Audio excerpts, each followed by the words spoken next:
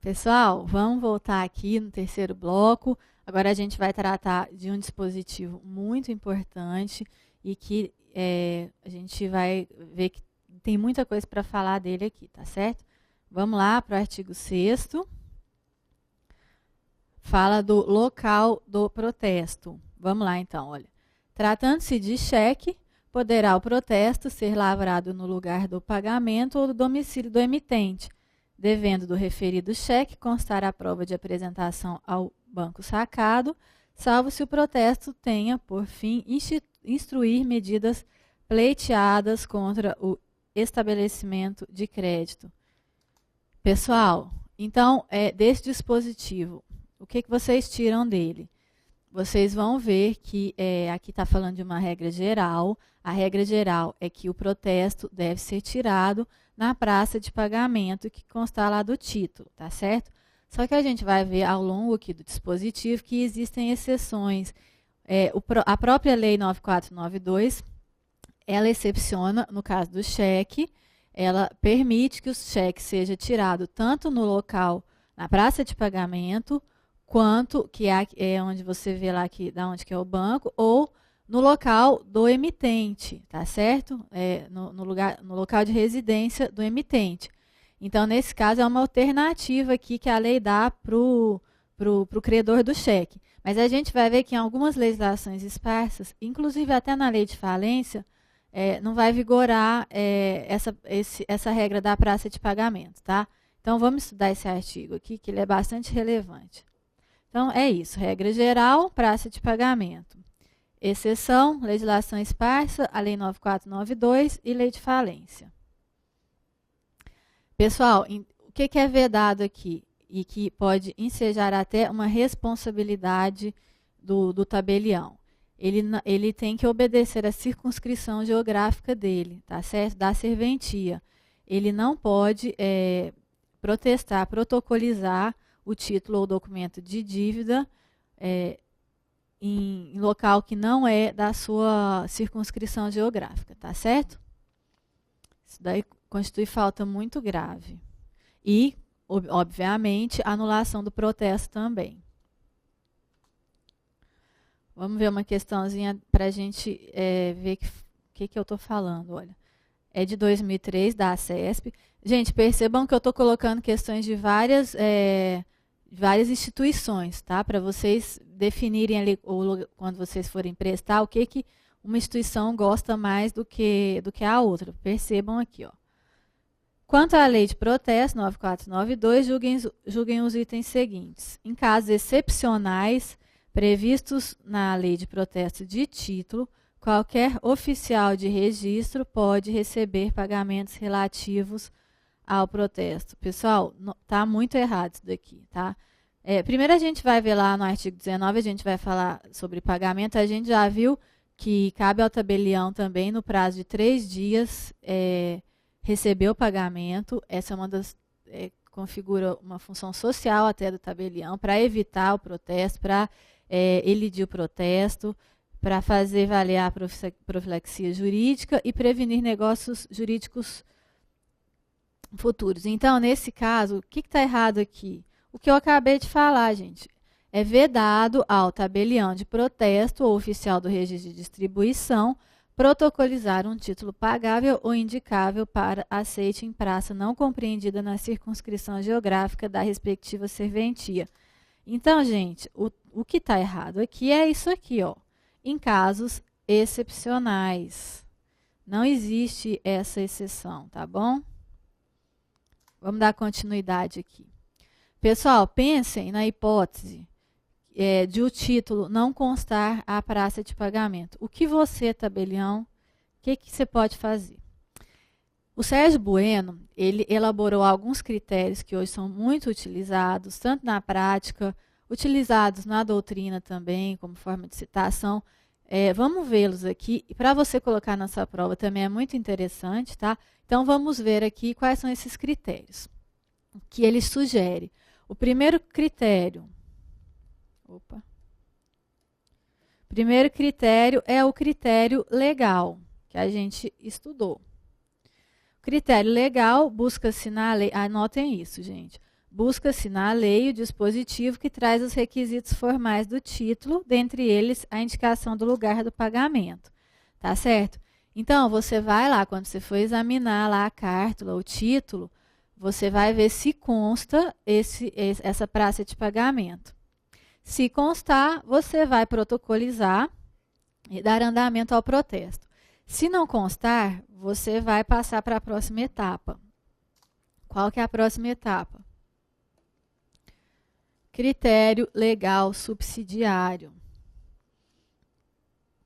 O que diz esse critério? Busca-se na mesma lei, que a gente vai ver já já, algum dispositivo que indique não ser obrigatório ou indispensável que o título contenha a praça de pagamento. Essa indicação, se houver, estabelecerá um critério subsidiário para que se defina o lugar do pagamento. Havendo nele, será feita a apresentação. Se inexistir essa norma de caráter subsidiário, você tem que a indicação da praça no título é requisito obrigatório. E nesse caso, você tabelião, vai obstar o protesto porque caracteriza vício formal do título ou documento de dívida. Então, por exemplo, se houver uma disposição subsidiária ditando que na falta da praça o protesto será lavrado no domicílio do devedor, você vai poder usar isso. Então, nesse caso aí você vai poder protestar. Com essa indicação legal, concluímos que a praça não é requisito obrigatório e, obviamente, você pode protestar, tá certo? A gente vai ver um exemplo disso daqui já já. Então, ocorre que, examinando o título, podemos constatar que também não contém o endereço do devedor. Aí, nesse caso, a gente passa para a última etapa. A última etapa é o critério normativo subsidiário. E aí, a importância que eu disse para vocês sobre o estudo das normas, das normativas estaduais. Gente, tanto para a sua vida prática, quanto para concurso, vocês têm que saber a normativa de cabo a rabo do seu estado, tá certo? Então, aí nesse caso, utiliza esse critério subsidiário e, vamos lá. E se houver algum lugar apontado, é lá que será feita a apresentação. Pessoal, e quando houver mais de um devedor? O que você vai fazer? Gente, se houver mais de um devedor e eles não morarem no mesmo endereço, se eles tiverem domicílios distintos e não declarar o lugar do pagamento, né? Primeiro, sempre lugar do pagamento. Se não declarar o lugar do pagamento, a apresentação ela pode ser feita no lugar de qualquer um deles. Então, em qualquer um deles pode ser tirado o protesto. Isso aqui também já foi objeto de prova. Aqui, gente, isso daqui também muito sempre cai, ó. Cheque emitido por correntista de conta corrente.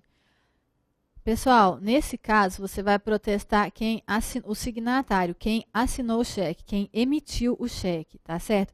Então, por exemplo, se o João e Maria, eles são casados, o João, ele vai lá no shopping e passa um cheque sem fundos.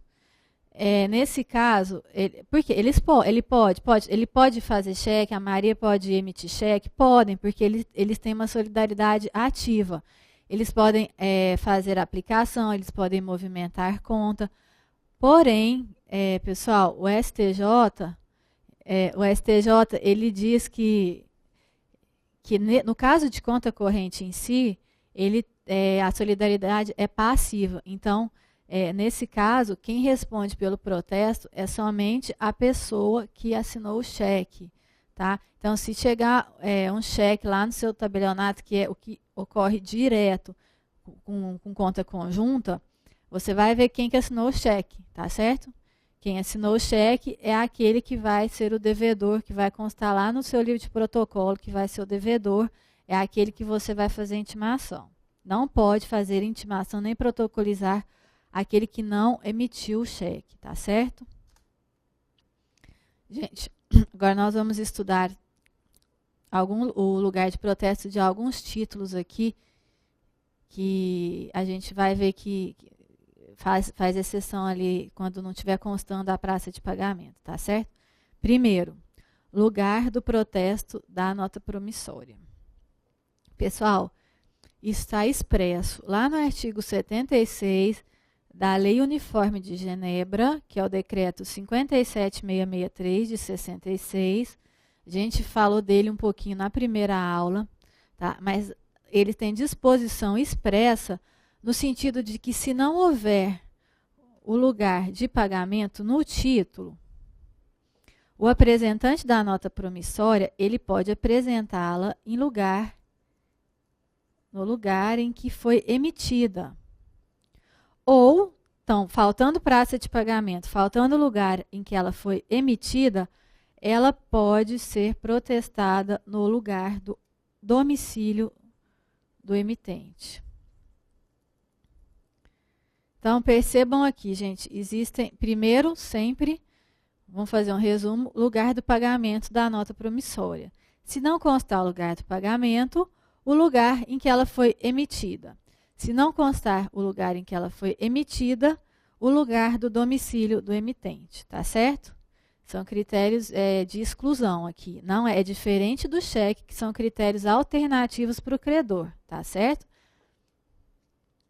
Então, é isso. Está lá no artigo 76 da Lei de Genebra, Uniforme de Genebra. Grifem aí que é importante. Olha, tem até jurisprudência, vamos ver. Ementa, direito comercial, né? Gente, só para avisar que hoje não fala mais direito comercial, direito empresarial, tá? Só uma técnica aqui para você falar na prova. Nota promissória, local do pagamento, inexequibilidade da cambial. Suprimento pelo lugar da emissão ou do domicílio do emitente. Requisito incidental. A falta de indicação expressa do local para o pagamento da nota promissória pode ser suprida pelo lugar da emissão do título ou do domicílio do emitente. Tá certo, gente? Constitui-se, portanto, um requisito incidental da cambial. Vou deixar também no material para vocês esse julgado, que é o recurso especial 596077 do STJ. Pessoal, não tem aqui nenhuma celeuma aqui sobre o lugar de protesto da nota promissória. A gente vai ver que existe bastante discussão ali na letra de câmbio, que é um pouco menos, mas existe mais na duplicata. Então, vamos passar para lugar de protesto da letra de câmbio. Pessoal, está lá no artigo 28, parágrafo único, do decreto 2044, conhecido como Lei Saraiva. Já falei isso para vocês na primeira aula. Vamos lá. Então, a princípio, a letra de câmbio ela é apresentada no lugar indicado no título para o aceite ou para o pagamento. Lembrando aqui que os únicos dois títulos que comportam aceite no direito brasileiro são a duplicata e a letra de câmbio, tá certo? Então, vamos lá. Olhem o que diz o artigo 28, parágrafo único, que também dá opção de outros lugares de opção não, né? Um vai excluindo o outro, do protesto da duplicata. Olhem lá. Artigo 28, a letra que houver de ser protestada por falta de aceite ou de pagamento deve ser entregue ao oficial competente no primeiro dia útil que se seguir ao da recusa do aceite ou ao do vencimento e o respectivo protesto tirado dentro de 3 dias. Mas o que interessa para a gente é o parágrafo único. Vejam só. O protesto deve ser tirado do lugar indicado na letra para o aceite ou para o pagamento. Então, em primeiro lugar, praça de pagamento da letra de câmbio é o lugar de protesto. Segundo lugar, olha o que fala o artigo 28. Sacado aceita a letra para ser paga em outro domicílio que não o do sacado, naquele domicílio deve ser tirado o protesto. Então, aqui também existe outra possibilidade no caso de falta de pagamento, que será feita no domicílio do sacado. Domicílio do sacado sempre é aquele indicado ao lado do nome do sacado. Pessoal, eu vou tentar pegar títulos para vocês, para colocar no material, já para vocês visualizarem bem isso. Porque como é um negócio que usa muito na prática, e a teoria a gente realmente tem um pouquinho de dificuldade mesmo quando a gente não vê. Então, vou ver se eu consigo, vou fazer umas marcaçõezinhas para você, tá bom? Letra de câmbio hoje é praticamente inexistente. Eu acho que eu protestei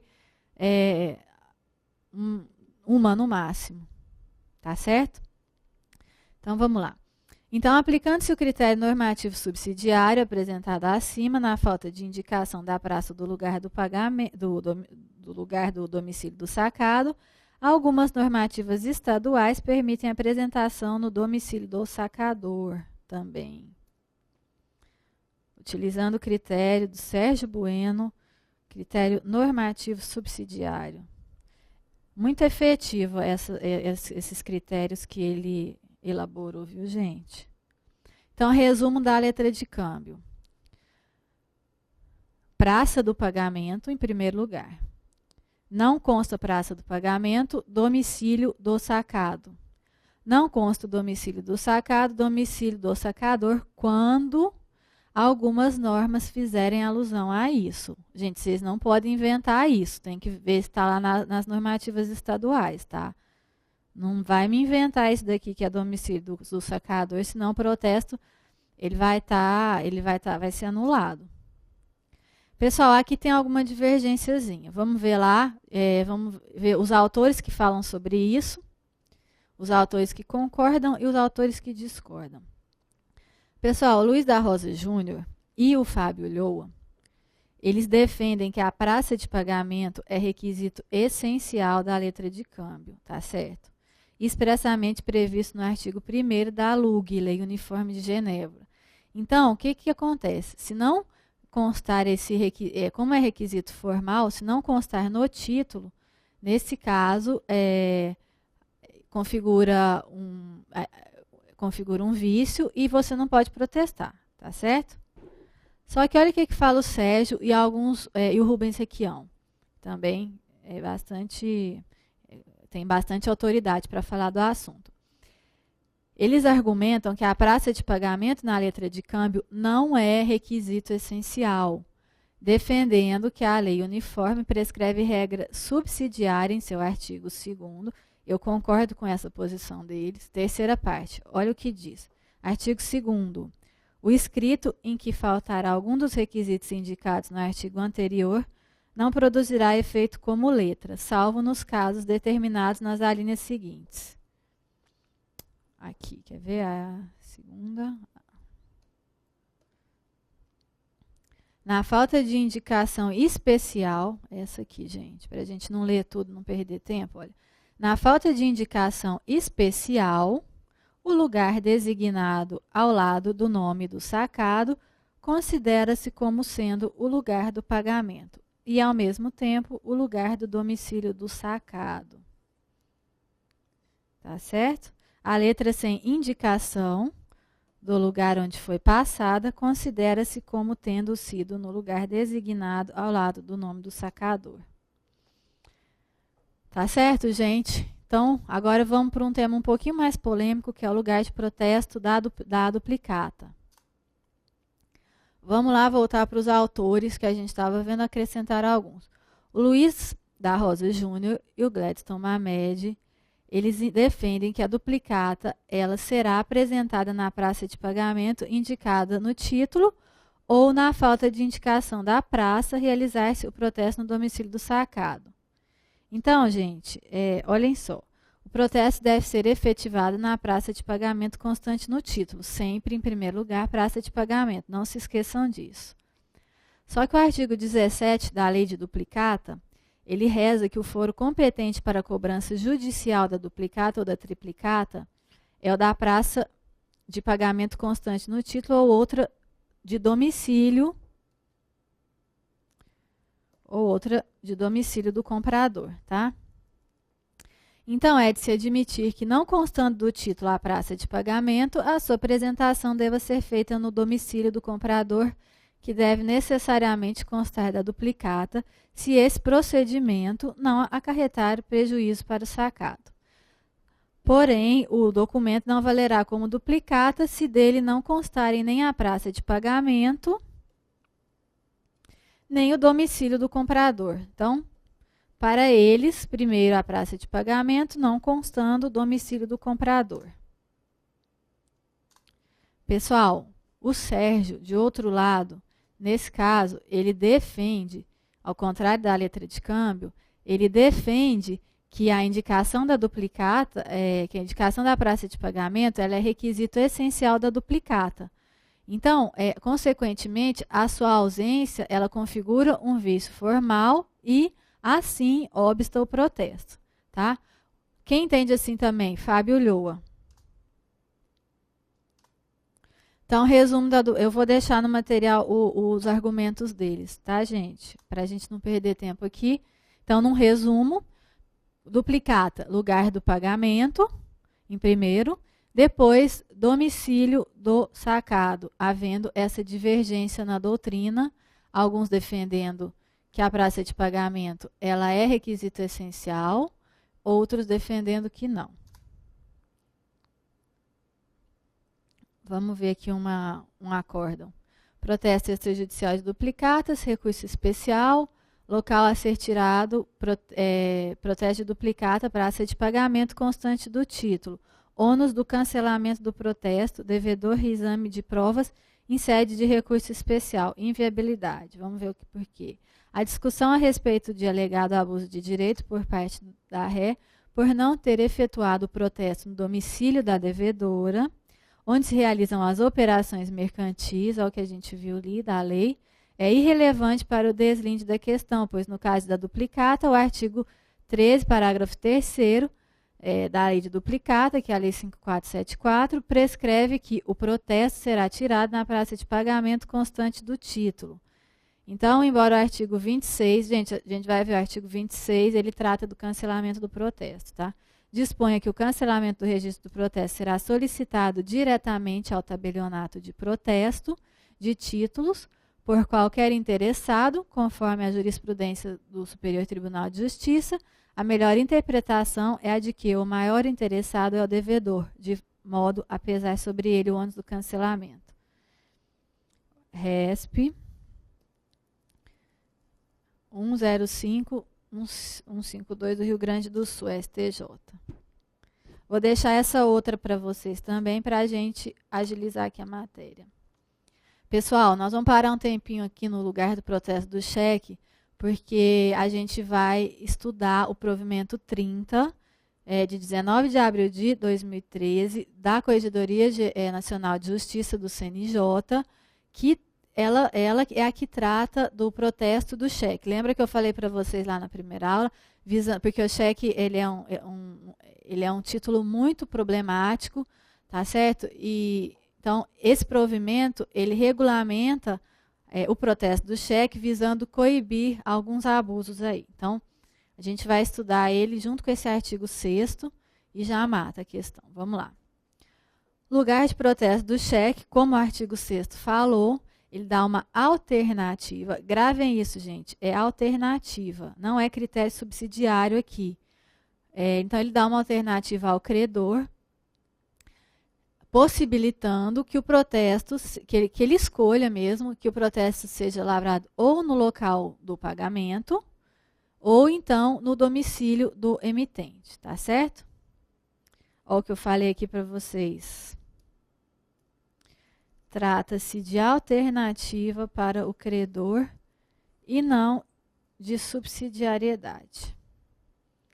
Pessoal, lembrando da regrinha que eu falei sobre entrelaçar os dispositivos para demonstrar um conhecimento maior para o seu examinador, a gente vai ver que o provimento 30 de 2013, né, aquele que trata do cheque, ele prescreve regra idêntica no seu artigo 1º. Vamos ver. Olhem só. O cheque poderá ser protestado no lugar do pagamento ou do domicílio do emitente e deverá conter a prova da apresentação ao banco sacado e o motivo da recusa de pagamento, salvo se o protesto tiver por finalidade instruir medidas contra o estabelecimento. Pessoal, além disso, nas normativas estaduais, vocês podem perceber que tem que vão ter disposições idênticas também, tá? Então, citem as normativas estaduais na sua prova também. Vamos confirmar aqui que é uma questão que cai bastante. Olhem só, questão da EGF de 2007 de Minas Gerais. Quanto ao lugar para a lavratura do protesto por falta de pagamento, é correto afirmar que, letra A, o protesto do cheque poderá ser lavrado no domicílio do sacado, desde que o lugar do seu pagamento seja o mesmo. Errado, né, pessoal? A gente já viu que pode ser aquela alternativa lá para o credor, praça de pagamento ou domicílio do emitente. Não tem esse condicionamento aqui, ó. Letra B. O protesto da duplicata é sempre lavrado no domicílio do devedor. Esse sempre aqui está errado. Primeiramente, ele é lavrado no local de pagamento e, em segundo lugar, no domicílio do sacado. Tá? Lembrando daquela divergência na doutrina que a gente já falou. Letra C. O protesto da duplicata é sempre lavrado no domicílio do credor. Também errado, pelos mesmos fundamentos aqui da letra B que eu já falei para vocês. Letra D.